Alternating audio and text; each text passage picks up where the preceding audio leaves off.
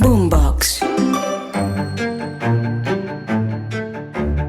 Hola a todos, bienvenidos a Calamares en su tinta. Este espacio, como ustedes ya saben, para que hablemos un poco de historia y de historias de personajes raros y curiosos, para que hablemos de libros, en fin. En nuestra salida pasada, yo me referí al vuelo de manera un poco tangencial a la crisis de 1898 en España y todas las consecuencias que se derivaron de ese hecho en la España del siglo XX. Algunos amables corresponsales me han pedido que ahonde en ese episodio, en ese momento de la vida española, que es más bien el punto de llegada de un larguísimo proceso que los historiadores suelen asociar con la decadencia. En realidad, 1898 marca el fin definitivo del imperio colonial español, que como ustedes saben llegó a ser el más grande e importante de la tierra. Y en ese año pues hubo una guerra internacional que significó para España la pérdida de sus últimas colonias en las Filipinas, en Cuba, en Puerto Rico, y esa sombra se proyecta sobre los españoles a lo largo de su tumultuoso y atropellado y traumático siglo XX. Pero insisto, 1898 en la historia de España no es sino un punto de llegada. También podemos decir que es un punto de partida. Eso ocurre siempre con las fechas emblemáticas y cruciales, que son como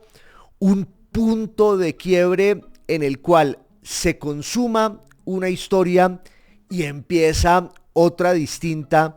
que de alguna manera pues hereda todo ese pasado que la determina. 1898 entonces fue la desembocadura de un larguísimo proceso de decadencia política que se inaugura quizás a principios del siglo XIX con la invasión napoleónica de la península ibérica. Ya desde antes el imperio español pues venía dando tumbos. Había llegado a ser muy rápido, casi desde el descubrimiento de América, el imperio colonial más grande del mundo, desde el punto de vista burocrático, desde el punto de vista político, militar, religioso, cultural y sobre todo territorial. No nos olvidemos de que ya en tiempos de Carlos V y Felipe II se decía que en el imperio español no se ponía jamás el sol, porque le daba la vuelta a la tierra. Y eso fue cierto, pero era un imperio que cargaba consigo demasiados lastres. Era un imperio en manos de un funcionariado tupido y enrevesado y marcado pues por una serie de doctrinas y criterios, sobre todo religiosos, que lo hicieron al final un proyecto económico ruinoso. Si uno compara el imperio español con lo que luego harían los ingleses, incluso con lo que hicieron los portugueses, con lo que hicieron los holandeses, se da cuenta de que hay una diferencia abismal, sobre todo porque en el imperio español había una aspiración totalizante. No era solo una empresa colonial de explotación económica, sino que era también pues una empresa política, cultural y sobre todo religiosa, que fue minando sus cimientos y sus estructuras. Y casi desde el principio también, a pesar de la extracción de los metales preciosos de la América y a pesar de las dimensiones humanas y demográficas y económicas que tenía ese imperio que le daba la vuelta al mundo y cuyo bastión principal era, por supuesto, el Nuevo Mundo. A pesar de todo eso, y desde muy temprano, las cifras del Imperio Español vivían en rojo, por cuenta del costo de la burocracia,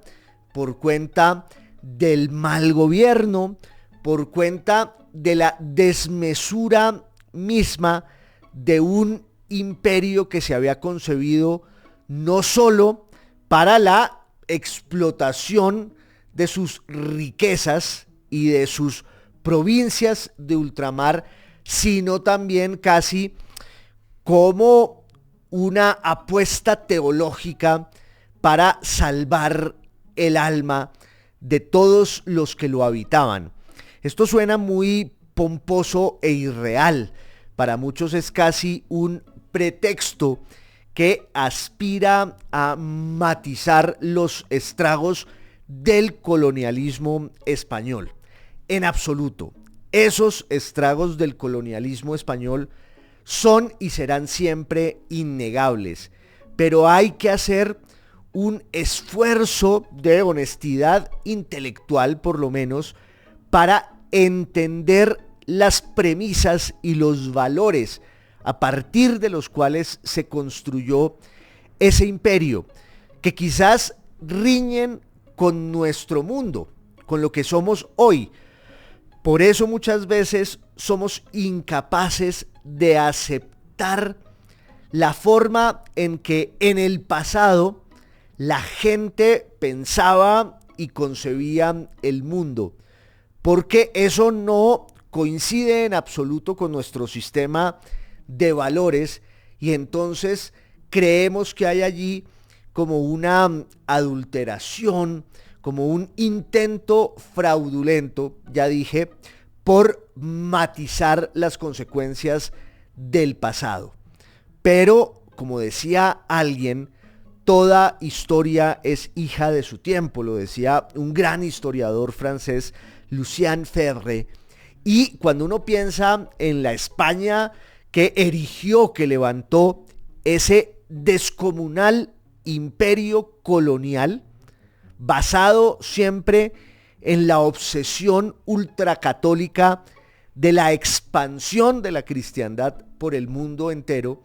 cuando uno piensa en ese imperio, pues tiene una dimensión material, económica, que es la que mejor explica las consecuencias y los estragos del colonialismo, pero también hay una dimensión cultural no menos compleja, en la que está muy claro que al menos desde el punto de vista formal, quienes conducían ese imperio tenían unas pretensiones, sobre todo religiosas y hasta escatológicas, que eran muy sinceras. Lo que pasa es que otra de las características de la España imperial era el abismo entre sus aspiraciones teóricas, lo que estaba en sus leyes, lo que decían sus reyes, y otra cosa muy distinta era esa realidad inasible, desmesurada, que casi siempre se concebía por contraste con lo que decían las ordenanzas y los documentos oficiales. Era como si vivir en ese imperio implicara siempre la negación de sus principios filosóficos. Pero en resumen, ese imperio llegó a ser enorme, descomunal y al mismo tiempo ruinoso. Y cuando uno va viendo su evolución económica, casi siempre sus cifras estaban en rojo. Luego en el siglo XVIII hay un cambio dinástico en España. Llegan los Borbones, que es una dinastía francesa, y eso tiene que ver con el hecho de que la dinastía que reinaba en España, que eran los austríacos, la familia de Habsburgo, se quedan sin descendencia a finales del siglo XVII. El último rey de esa dinastía es Carlos II de Austria, no deja herederos y entonces hay una especie de rebatiña, una gran disputa entre las casas reales europeas por ver quién se va a quedar, nada menos y nada más, con la joya de la corona que es España y sobre todo sus dominios coloniales. En esa pugna, en esa puja que desató una guerra que va a durar 15 años, Francia se impone, haciéndoles muchas concesiones a los austríacos y a los ingleses, y al final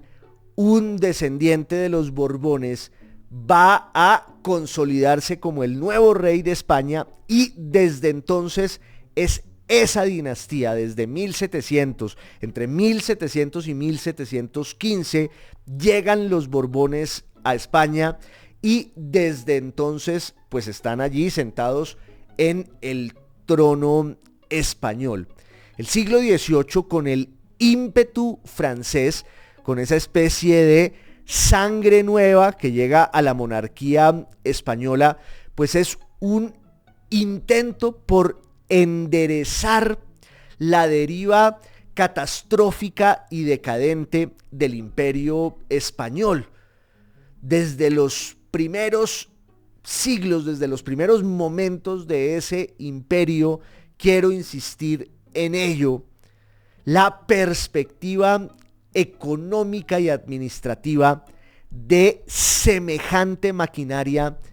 era muy complicada, y cuando llegan los franceses con unos criterios administrativos y de gobierno mucho más racionalistas, mucho más pragmáticos, pues buscan rescatar de la ruina al imperio español. Y esa es la historia del siglo XVIII, no solo en España, sino también en sus colonias, en sus dominios. Es una historia apasionante que, sin embargo, tiene un epílogo muy triste y amargo, porque a finales del siglo XVIII hay un rey en España que no tiene mucho interés en el buen gobierno, que ha delegado sus deberes también otra vez a un entramado burocrático de ministros, de favoritos, de áulicos, comandados todos por un personaje que era, eso sí, muy inteligente y muy eficiente, que se llamaba Manuel de Godoy y Farías. Pero la monarquía pues estaba en manos de una gente que interpretaba sus intereses y su destino, y eso desemboca en la invasión francesa, en la invasión napoleónica desde 1807 de España. Y a partir de ese momento, sí se abre delante del imperio español un abismo irredimible que va a terminar tragándoselo a lo largo de todo el siglo XIX. Por eso 1898 tiene esa importancia crucial, simbólica y agorera. Es el punto de llegada de ese largo proceso de decadencia y deterioro que lleva al despeñadero al que había sido el imperio más importante y grande de la tierra. Finalmente los españoles se juegan su piel tratando de sacudirse de la invasión francesa, de la invasión napoleónica, y lo logran. En 1814, entre 1814 y 1815, sacan a escobazos al ejército de Napoleón Bonaparte, al gran ejército que parecía infalible, que parecía indestructible, pero realmente la catástrofe del ejército napoleónico fue haberse metido con España. De hecho, los españoles inauguran lo que se va a llamar la Guerra de Guerrillas, que era un esquema de defensa de la soberanía nacional contra el intento de los franceses por imponer allí otros criterios de gobierno que terminaron fracasando. Alguna vez hablamos aquí en Calamares en su tinta sobre el destino contrariado y malhadado del pobre José Bonaparte, hermano de Napoleón, al que los españoles le pusieron el apodo de Pepe Botellas, y que sin embargo fue un rey extraordinario que quiso hacer lo mejor que pudo por ese país caótico y enloquecido, que termina expulsando a sangre y fuego, a las patadas, a los franceses. Y entonces se restablece la monarquía de los Borbones, de Fernando VII en España en 1815,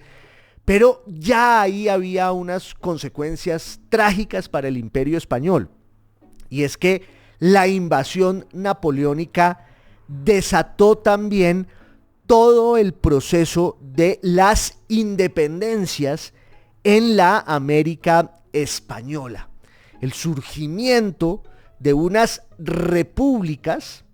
en América que pudieron serlo, entre otras, gracias al vacío de poder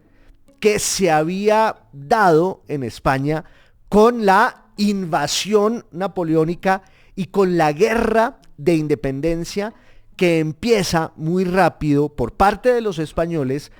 para sacudirse, insisto, de la usurpación francesa. Es una paradoja porque primero hubo guerra de independencia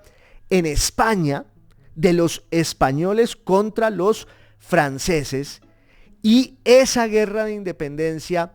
inspira de alguna manera todo el proceso en América para que vaya surgiendo y se vaya decantando una conciencia nacional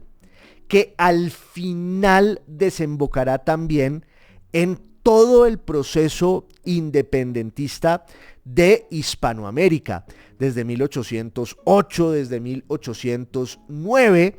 y luego, claro, habrá unas disputas constitucionales, habrá unos conatos de guerras civiles, hasta que en 1815, cuando los franceses son expulsados de España, se restablece, se restaura allí la monarquía borbónica, y el rey restaurado, Fernando VII, manda unos ejércitos constituidos además por quienes habían librado la guerra de independencia, la guerra de guerrillas contra Napoleón en suelo español, para que ese ejército imponga otra vez el orden monárquico en América. Y entonces viene la gran gesta de independencia americana, que cobra ahora sí una dimensión épica, con sus famosos héroes, con personajes como Bolívar, como Sucre, como San Martín, y por debajo siempre, claro, las discusiones políticas, sociales, ideológicas, económicas, culturales. Pero en la década de los años 30 del siglo XIX, los españoles, con la monarquía a la cabeza, llegan a la conclusión de que recuperar su imperio americano va a ser, no digamos muy difícil, sino imposible. Es ya una causa perdida. es un hecho cumplido y consumado. Desde 1836 ya había muerto Fernando VII, hacía un par de años. La corona española acepta con resignación las independencias americanas y el desmembramiento de su enorme imperio colonial,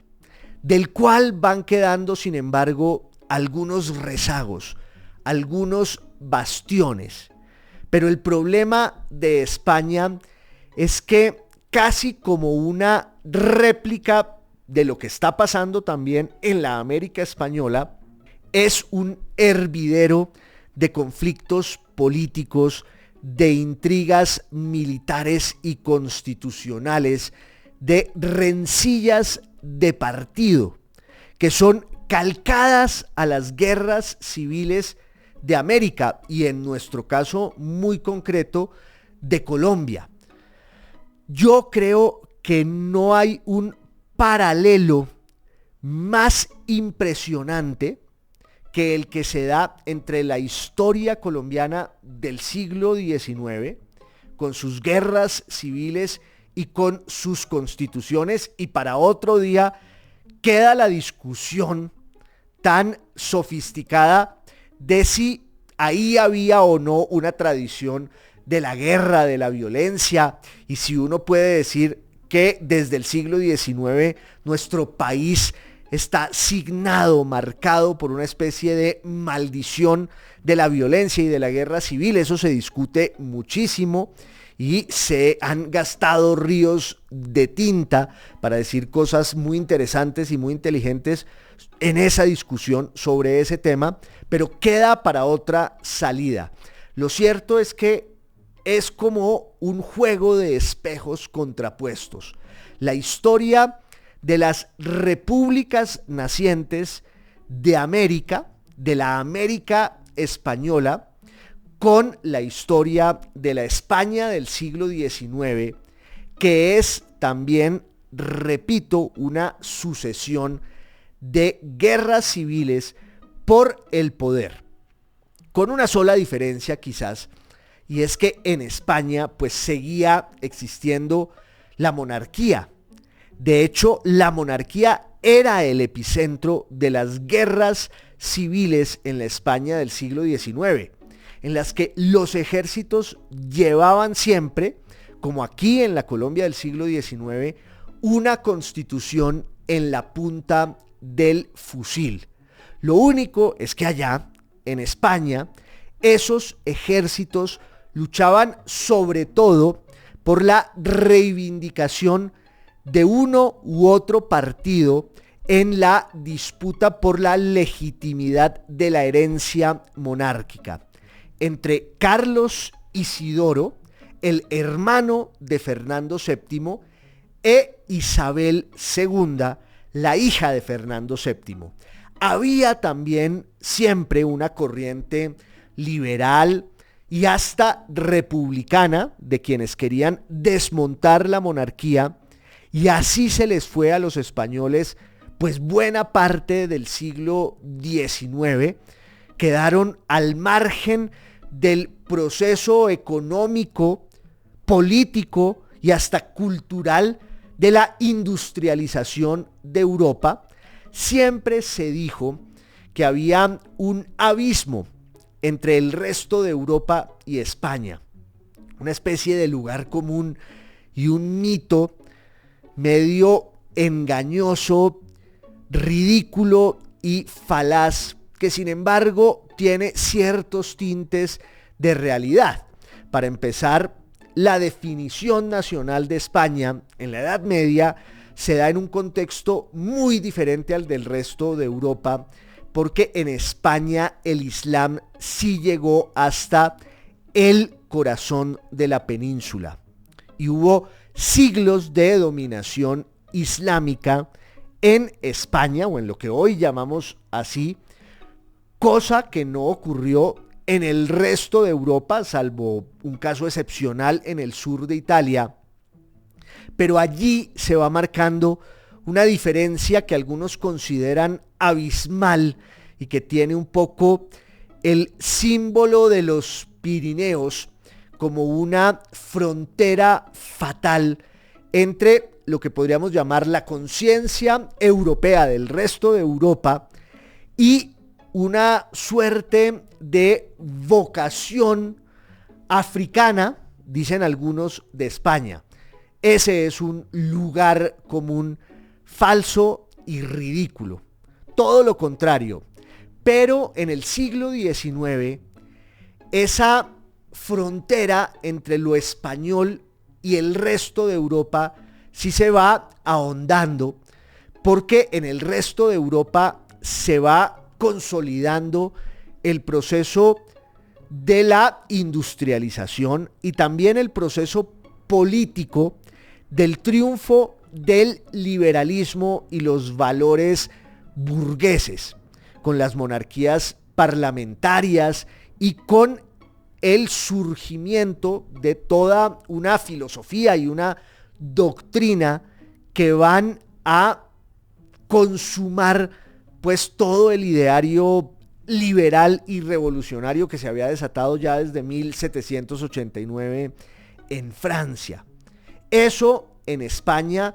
no ocurre porque España está sumida en unas guerras ancestrales, en unas guerras anacrónicas, es decir, que no coinciden con todo el proceso histórico, político y económico del resto de Europa. Y eso se refleja también en la vida material. Es el momento en el que en Europa se están trazando las grandes vías férreas que a España van a llegar de manera tardía. También el proceso de la burguesía y de la industrialización en España se da solo en unos centros urbanos en torno a Cataluña, el País Vasco, pero el resto del país sigue siendo un país atrasado, rural, marcado no solo por la guerra civil y las confrontaciones de partido, sino por la influencia de la Iglesia Católica y de lo que se va a llamar el caciquismo, el gamonalismo, de unos señores del poder en las regiones que son los que manejan tanto la vida política y parlamentaria como la suerte del reino en sus sucesivas guerras civiles. Toda esta historia llega al año de 1868, cuando hay una revolución militar que saca de España a los Borbones, saca de España a Isabel II, y viene la disputa, la discusión más bien, de lo que va a necesitarse para restablecer el orden civil. Los grandes líderes, los grandes caudillos de ese momento, de esa discusión, llegan a la conclusión de que hay que traer un rey extranjero. Había dos aspirantes en lo fundamental: Amadeo de Saboya, que venía de la Casa Real italiana, y un pobre y desdichado segundón alemán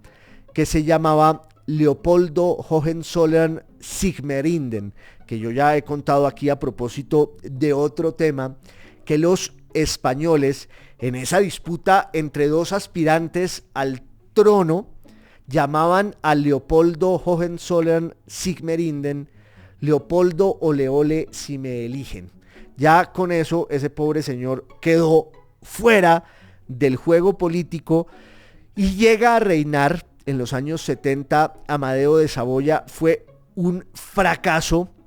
y fue un cataclismo. Incluso a un italiano le resultaba imposible entender el alma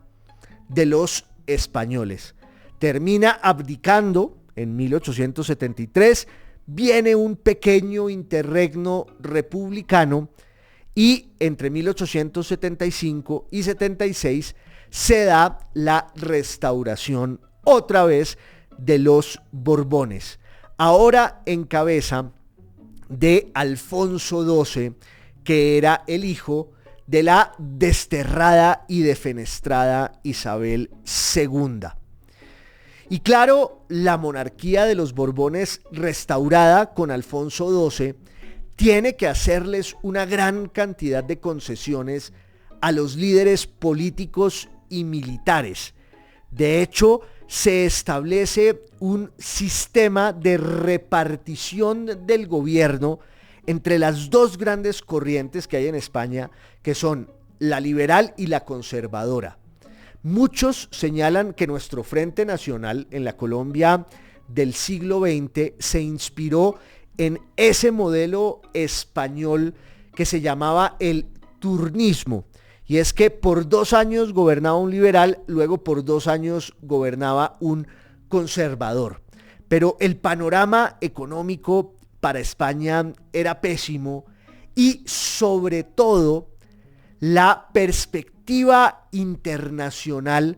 de ese imperio que ya no era sino una sombra borrosa de lo que había sido, pues era terrible. A España le quedaban muy pocos dominios coloniales. Ya ese espacio se lo habían ganado desde hacía tiempo, desde hacía siglos, los portugueses, los holandeses, pero sobre todo, por supuesto, los ingleses e incluso un poco los franceses. España ya no tenía un gran imperio colonial y a manera de consuelo y resignación le quedaban Cuba, Puerto Rico y las Filipinas, que de todas maneras en términos económicos pues eran unos enclaves importantes. Lo que pasa es que en el caso de Cuba y Puerto Rico, en el siglo XIX había una nueva realidad, y es que ya había despuntado como una potencia los Estados Unidos,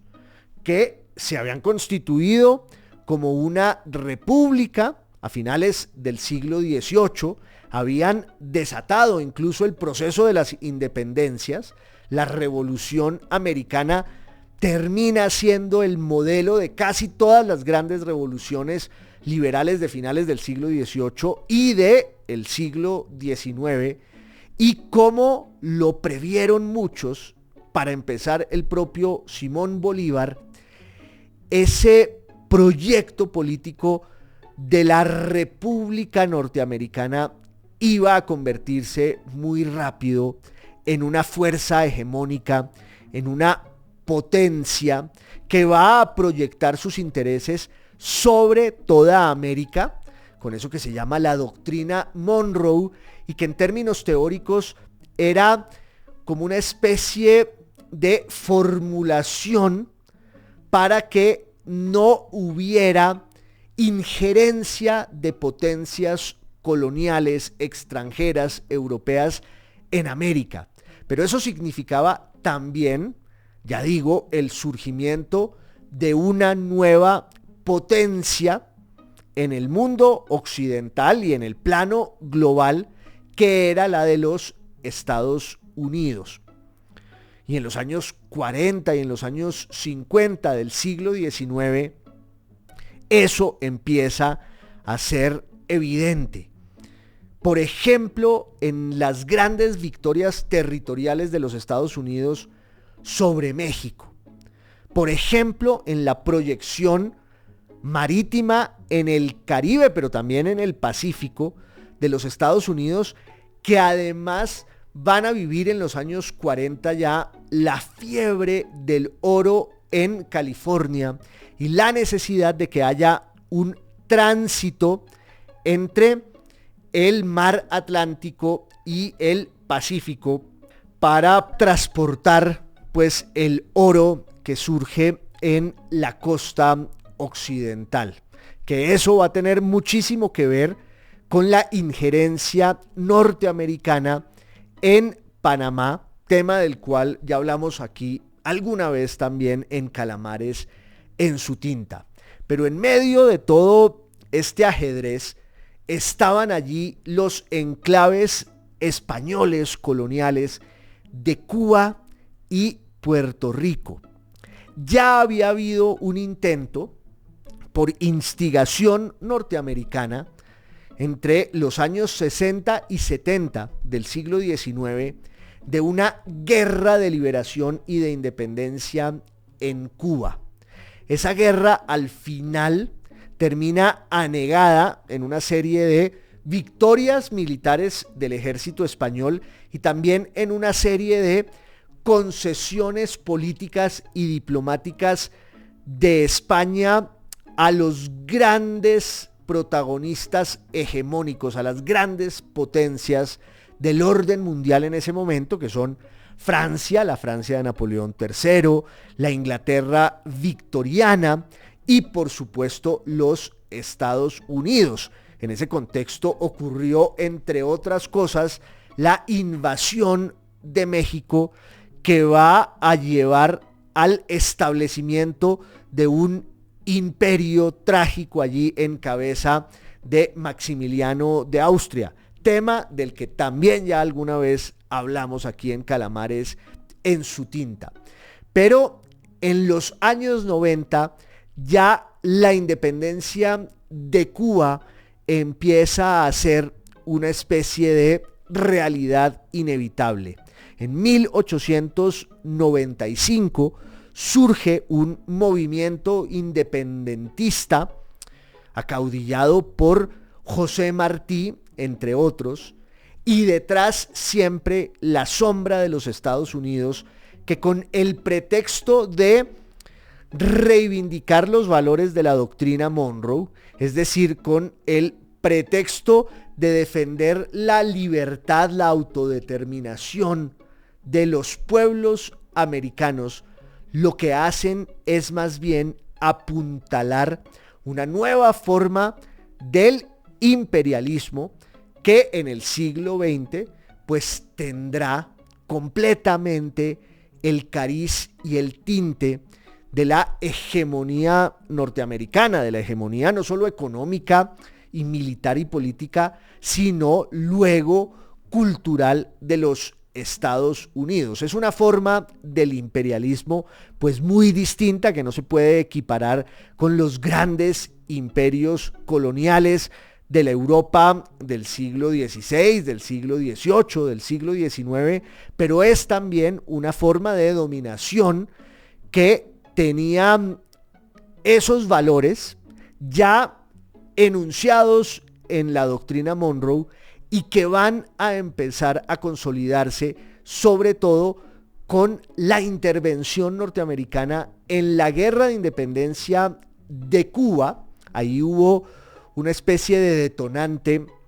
que fue el incendio de un acorazado, el incendio del acorazado Maine, al que los norteamericanos le atribuyeron una cierta responsabilidad a la corona española, y desde abril de 1898 empieza una guerra relámpago en la que España pues va a quedar en evidencia como un fantasma político decadente y ruinoso. Esa es un poco la sensación que tiene la opinión pública en la España de finales del siglo XIX. Es la sensación de fracaso, de frustración y de pérdida irrevocable. Sobre todo era el sentimiento ese de que España había llegado a la cima del poder global desde el siglo XV, y ahora su ocaso no era sino el relato lastimero de una serie de derrotas que van a impactar de forma muy profunda en el ánimo de los españoles, de su clase dirigente, pero también, y esto es muy importante, y lo mencioné en nuestra anterior salida, que era sobre otro tema, pero que terminó propiciando esta salida sobre la España del 98, hubo como una reacción en el mundo de la cultura y en el mundo de la literatura. También en ese rubro, España tuvo un vínculo agridulce con la evolución de la Europa del siglo XIX, con todas las corrientes literarias, culturales, estéticas de la Europa del siglo XIX. España se quedó anclada en una visión rural, nostálgica y anacrónica del mundo y de sí misma, y eso se expresa en sus escritores más importantes, en Mariano José de Larra, en Leopoldo Alas Clarín, en un novelista sin igual como Benito Pérez Galdós, en Emilia Pardo Bazán. Y sin embargo, había en muchos de los pensadores y escritores españoles de finales del siglo XIX la idea, la sensación de que había que sacudir el alma nacional para purgarla de esos lastres de su pasado colonial, que sin embargo había acabado en un desastre militar que era el del 98. En otras palabras, decían muchos de esos pensadores, España tenía que modernizarse por fin. El viejo sueño, la vieja ilusión de la modernidad en España, que ya venía casi desde el siglo XVIII. La pregunta, sin embargo, no era el qué, sino el cómo. Y hubo una generación brillante de escritores y pensadores que construyeron y concibieron su obra al calor y a la sombra de ese sentimiento de orfandad, decrepitud y decadencia. Esos escritores son los de la famosa generación, que no en vano se llama así, del 98, el año en el que va a morir Ángel Ganivet, que es una especie de inspirador espiritual de esa generación del 98. Ganivet se suicida en Riga, siendo cónsul allí, en los países bálticos, y ese suicidio es una especie de símbolo y detonante del pensamiento, las ideas y los libros de todos estos personajes: Antonio Machado, José Martínez Ruiz, que tenía el seudónimo de Azorín, Don Miguel de Unamuno, Pío Baroja, Ramón del Valle Inclán, y una serie de plumas que en los cafés, en los mentideros, querían entender primero la razón por la cual España se había acabado, pero sobre todo querían entender cuáles eran los cauces, los caminos para rescatar a España del abismo y volverla a poner en un lugar preponderante, si no ya en términos políticos, por lo menos sí en términos culturales, en el contexto de la civilización occidental, o por lo menos de la Europa moderna. Las voces de estos escritores difieren mucho con respecto a lo que hay que hacer, y ese dilema está presente no solo en sus ensayos, sino también en su poesía, en sus novelas. Es decir, no hay solo reflexión, sino también ficción, y el arte es un reflejo de esas grandes cuestiones que alimentan e impulsan uno de los esplendores literarios mayores de la historia española, y que es un esplendor que nace de la oscuridad y de la decadencia. Allí está casi como hermano menor,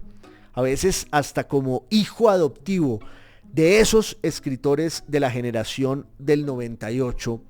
un filósofo que va a ser el filósofo más importante de la España del siglo XX, José Ortega y Gasset, un señorito madrileño, hijo de una estirpe de políticos y de periodistas de la España de la Restauración, de la España de finales del siglo XIX. Ortega va a estudiar con los jesuitas, luego va a estudiar filosofía en la Universidad Central de Madrid, con unos maestros emblemáticos, García Morente, Zubirí, y luego va a ir a hacer su maestría y su doctorado, pero en realidad la dura forja, la dura criba de su pensamiento en Alemania, con una idea que tenía Ortega y que es lo que lo va a enfrentar, entre otros, con Unamuno, uno de los decanos de la generación del 98, un escritor de origen vasco que sin embargo llega a dominar como nadie la lengua castellana. Ortega decía, hay que europeizar a España para entrar en la modernidad. Hay que purgar en ella todos sus lastres del pasado, de ese espíritu castizo que le dio sentido, que era su alma y su esencia, pero que también la había extinguido, la había ahorcado. Eso decía Ortega, y por eso se fue a buscar en las fuentes del pensamiento alemán, del pensamiento germánico, las claves de la modernización de España. Unamuno le responde, hay que españolizar a España, hay que reivindicar más bien todas sus herencias y fantasmas, sus nervios más profundos que están en la tradición castellana, que están en la poesía del Siglo de Oro, que están en la obra del Quijote, que es, por ejemplo, el universo en el cual despunta la prosa maravillosa de Azorín, mientras que con gran escepticismo y en los cafés y en los bares, Pío Baroja va construyendo él sí una tradición novelística moderna y deslumbrante que apenas ahora estamos redescubriendo en toda su grandeza, en toda su belleza y en todo su esplendor. Mientras al margen y también con nostalgia y lucidez está Antonio Machado, que con su poesía pues pone el punto definitivo de lo que fue la generación del 98. Señor, ya estamos solos, mi corazón y el mar. Ese Machado que habla de las dos Españas que siguen allí combatiendo, latiendo, que vienen casi desde la antigüedad romana, pasando por la España visigótica, que se decantan en la España islámica, que es también el encuentro y el enfrentamiento entre la cristiandad y el mundo de los musulmanes. Y luego la España imperial, que llega a ese epílogo que sería también el prólogo de su siglo XX, del cual haremos alguna vez otra salida aquí en Calamares en su tinta. La España de la guerra civil, la España de la dictadura franquista, la España de la transición y la España de hoy, no menos desgarrada, no menos conflictiva. De alguna manera esa historia también tiene que ver con nosotros. Volveremos sobre ella aquí en Calamares en su tinta, que ustedes saben que es podcast, es video podcast y es radio. Muchas gracias por su compañía. Un abrazo para todos.